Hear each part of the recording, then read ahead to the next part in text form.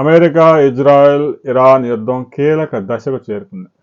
2 వారాల్లో ఫినిష్ చేస్తా అని ట్రంప్ ప్రకటిస్తూనే హార్ముజ్ జలసంధిని కావాలంటే మీరు విడిపించుకోండి, నాకు సంబంధం లేదు, హార్ముజ్ జలసంధి నాకేం సంబంధం, మీకు కావాలంటే అమెరికా దగ్గర క్రూడ్ ఆయిల్ కొనుక్కోండి, గ్యాస్ కొనుక్కోండి అని ట్రంప్ చెప్తా ఉన్నారు.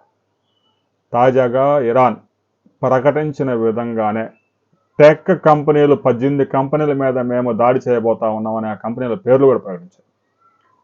గల్ఫ్ దేశాల్లో ఇటీవల కాలంలో ఐటీఈఎస్ డేటా సెంటర్లు పెద్ద ఎత్తున ఎంఎన్సి కంపెనీలు నెలకొల్పాయి. గల్ఫ్ దేశాల్లో లేని ఎంఎన్సి కంపెనీయే లేదు. మైక్రోసాఫ్ట్ అయినా, గూగుల్ అయినా, ఒరాకిల్ అయినా, ఏ కంపెనీ అయినా కూడా గల్ఫ్ను కేంద్రంగా చేసుకొని ఆయా ప్రధాన కార్యాలయాలు నిర్మించుకున్నాయి. తాజాగా ఇరాన్ బహ్రెయిన్లోని అమెజాన్ డేటా కేంద్రం మీద పెద్ద ఎత్తున దాడులు చేసింది. కంపెనీ ప్రాంగణంలో మంటలు పెద్ద ఎత్తున చెలరేగాయి. మంటలను అదుపు చేసేందుకు బహ్రెయిన్ చేస్తుంది పెద్ద ఎత్తున ప్రయత్నాలు. ఇరాన్ చెప్పినట్టే చేసింది. టెక్ కంపెనీలను మేము వదిలేదు లేదు అని. అమెరికాని దెబ్బతీయాలంటే అమెరికా నుంచి వచ్చి గల్ఫ్లో వ్యాపారం చేస్తున్న టెక్ కంపెనీలను టార్గెట్ చేసుకుంది ఇరాన్. ఇరాన్ అనుసరిస్తున్న యుద్ధ వ్యూహాలతో ట్రంప్ మీద పెద్ద ఎత్తున ఒత్తిడి పెరిగిపోతా ఉంది. ఇప్పటికే ఆయా దేశాల్లో పెట్రోల్, డీజిల్ పంపులు మూసివేశారు. పాకిస్తాన్ లాక్డౌన్ దిశగా ప్రయాణం చేస్తూ ఉంది. పాకిస్తాన్లో 90% పెట్రోల్ పంపులు ఇప్పటికే క్లోజ్ అయిపోయాయి. లీటర్ పెట్రోల్ 395 రూపాయలకు చేరింది పాకిస్తాన్లో.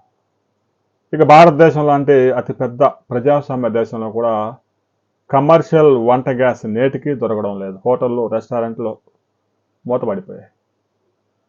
ఇక శ్రీలంకలో ఇప్పటికే 76% పెట్రోల్ పంపులన్నీ క్లోజ్ అయిపోయాయి. పెట్రోల్ కూడా 365 నుంచి 385 రూపాయలకు పెంచారు. ఈ విధంగా ఆయా దేశాల్లో అల్లకొల్లలో నడుస్తూ ఉంది. ఆయా దేశాలన్నీ అమెరికా మీద ఒత్తిడి తీసుకొస్తా ఉన్నాయి. నాటో నుంచి కూడా మేము బయటకు వచ్చేస్తామని అమెరికా వాడు బెదిరిస్తూ ఉన్నారు.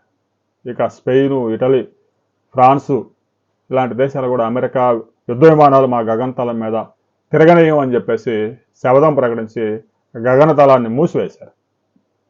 అమెరికాతో ప్రపంచంలో ఆ ఇజ్రాయెల్ తప్ప ఏ ఒక్క దేశం కలిసి రావడం లేదు. దీంతో సాధ్యమైనంత త్వరగా పని ముగించుకొని వెళ్ళిపోవాలని ట్రంప్ భావిస్తూ ఉన్నారు. ఇరాన్ చేతిలో ఉన్నటువంటి ఆ కర్గ్ ద్వీపాన్ని స్వాధీనం చేసుకొని హార్ముజ్ జలసంధిని రిలీజ్ చేసి ఇక పని క్లోజ్ చేసుకొని వెళ్ళిపోయే ఉద్దేశంతో ట్రంప్ ఉన్నాడు. కర్గ్ ద్వీపం చాలా చిన్నదే కాబట్టి ఆ ద్వీపంలో భూతల దాడులు కూడా దిగే అవకాశం ఉంది. ఆ ద్వీపాన్ని స్వాధీనం చేసుకుంటే ఆటోమేటిక్గా ఇరాన్ ఆర్థిక గుండెకాయ చేతిలోకి, అమెరికా చేతిలోకి వెళ్ళిపోతుంది. ఆ తర్వాత ఇరాన్ని అక్కడి నుంచి దెబ్బతీయాలని చూస్తూ ఉన్నారు. ఆ వ్యూహం ఫలిస్తుందా లేదా అనేది రాబోయే 2 వారాల్లోనే తెలిపోయింది. ఇక అమెరికా, ఇజ్రాయెల్, ఇరాన్ యుద్ధం అమెరికా ట్రంప్ ముగించిన ఇరాన్ మాత్రం ఈ యుద్ధాన్ని ముగించడానికి సిద్ధంగా లేదు. ఇరాన్ అనుసరిస్తున్న వ్యూహాలు అమెరికా, ఇజ్రాయెల్ని ముప్పతిప్పలు పెడతా ఉంది.